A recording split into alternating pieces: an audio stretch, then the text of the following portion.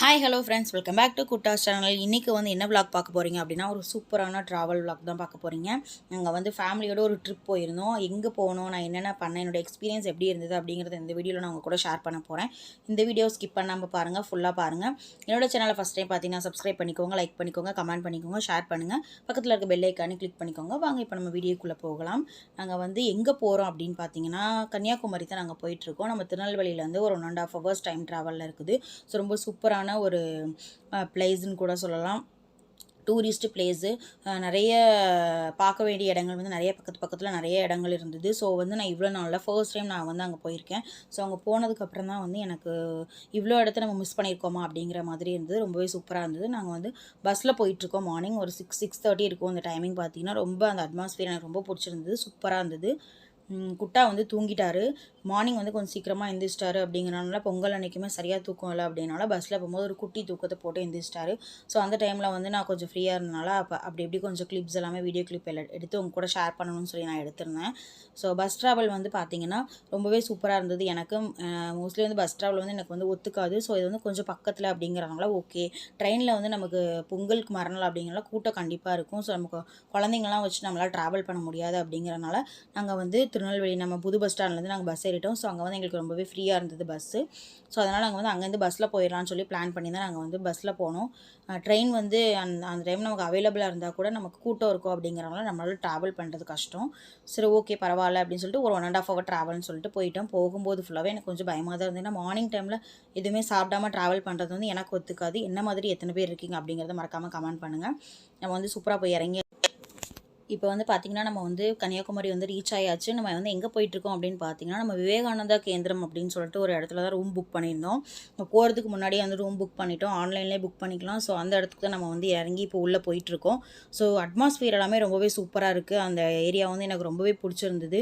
Full and full பார்த்திங்கன்னா சுற்றிலுமே பச்சை பசுமைன்னு சொல்லிட்டு மரங்கள், செடி கொடின்னு நிறைய அங்கே மெயின்டைன் பண்ணுறாங்க. பிளேஸுமே போகிறதுக்கு ரொம்பவே சூப்பராக, ரொம்பவே காமான ஒரு பிளேஸாக இருக்குது. உள்ளேயே பார்த்திங்கன்னா குட்டி கோவில் ஒன்று வச்சுருக்காங்க. அதுக்கப்புறம் பக்கத்தில் குட்டி குட்டி பிளேசஸ் அந்த மாதிரி இருக்குது. ஸோ நம்ம குழந்தைங்கள கூப்பிட்டு போனால் கொஞ்சம் ரிலாக்ஸாக டைம் ஸ்பெண்ட் பண்ணுற அளவுக்கு ஸ்பேசியஸாகவும் இருக்குது. ரொம்பவே சூப்பராக இருக்குது. ரூம் பார்த்துக்கிட்டிங்கன்னா கொஞ்சம் நார்மல் ரூமாக மாதிரி இருந்தாலும் நமக்கு சுற்றிலும் இருக்க அந்த ஸ்பேசஸ் ரொம்பவே சூப்பராக இருக்கும். அட்மாஸ்பியர் கண்டிப்பாக நீங்கள் கன்னியாகுமரி போனீங்கன்னா அந்த இடத்த விசிட் பண்ணி பாருங்கள். ரொம்பவே அஃபர்டபுளான ப்ரைஸ்லேயும் பண்ணிகிட்ருக்காங்க. சூப்பராக மெயின்டைன் பண்ணுறாங்க. நம்ம வெளியில் ஹோட்டல்ஸில் நார்மலாக புக் பண்ணிங்கன்னா உங்களுக்கு என்ன ப்ரைஸ் அப்படிங்கிறது தெரியும். அதை விட இங்கே கம்மி ப்ரைஸில் தான் பண்ணிகிட்ருக்காங்க. ரொம்பவே சூப்பராக இருக்குது. எனக்கு ரொம்ப பிடிச்சிருந்தது. நீங்கள் கண்டிப்பாக போனீங்கன்னா விசிட் பண்ணி பாருங்கள். இப்போ நம்ம அங்கே தான் போயிட்டுருக்கோம். நம்ம போயிட்டு உங்களுக்கு ரூம்ஸ் எல்லாமே எப்படி இருக்குது அப்படிங்கிறத கண்டிப்பாக நான் உங்களுக்கு காமிக்கிறேன். ஸ்கிப் பண்ணாமல் வீடியோ பாருங்கள்.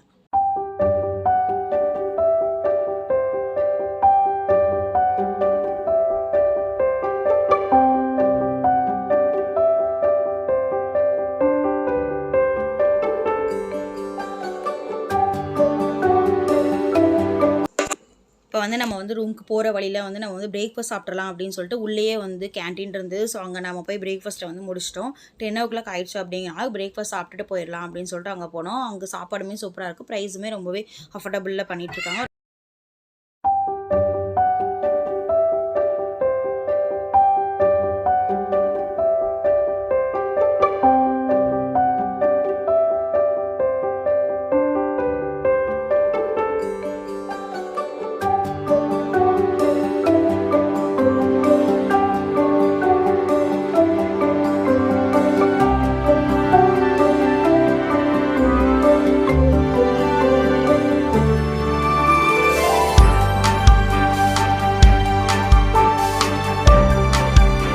இப்போ பார்த்துக்கிட்டிங்கன்னா ஃப்ரெண்ட்ஸ், நம்ம ரூமில் ரீச் ஆகிட்டோம். ஸோ உள்ளே பேக் எல்லாமே வச்சுட்டு குட்டா விளையாண்டுட்ருக்காரு.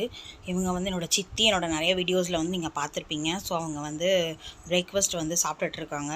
ஸோ ரூமுக்கு வாங்கிட்டு வந்துட்டாங்க. ஸோ அதனால் சாப்பிட்டுட்ருக்காங்க. சாப்பிட்டு முடிச்சுட்டு தான் நாங்கள் நெக்ஸ்ட் எங்கே போகணும் அப்படின்னு பிளான் பண்ணிக்கலாம்னு சொல்லிட்டு கொஞ்சம் ஃப்ரெஷ்அப் ஆகலாம் அப்படின்னு சொல்லிட்டு ஃப்ரெஷ்அப் ஆகிட்டோம். ஃப்ரெஷ்அப் ஆகிட்டு கிளம்பிட்டோம். நம்ம எங்கே போனோம் அப்படின்னு பார்த்தீங்கன்னா, மாத்தூர் தொட்டிப்பாலம் அப்படின்னு சொல்லிட்டு இருக்குது. இது எங்கே இருக்குதுன்னு பார்த்தீங்கன்னா நாகர்கோவிலில். ஸோ நம்ம ஃபஸ்ட்டாக அங்கே தான் நம்ம போனோம்.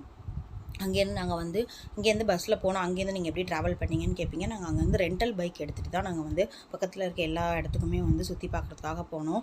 ஏன்னா மற்ற இதில் வந்து சார்ஜஸ் வந்து எப்படிங்கிறது நமக்கு தெரியாது, புது ஏரியா அப்படிங்கிறனால நாங்கள் வந்து ரெண்டல் பைக் எடுத்துகிறோம். பெர் டேக்கு இவ்வளோன்னு சொல்லி சார்ஜ் பண்ணுறாங்க.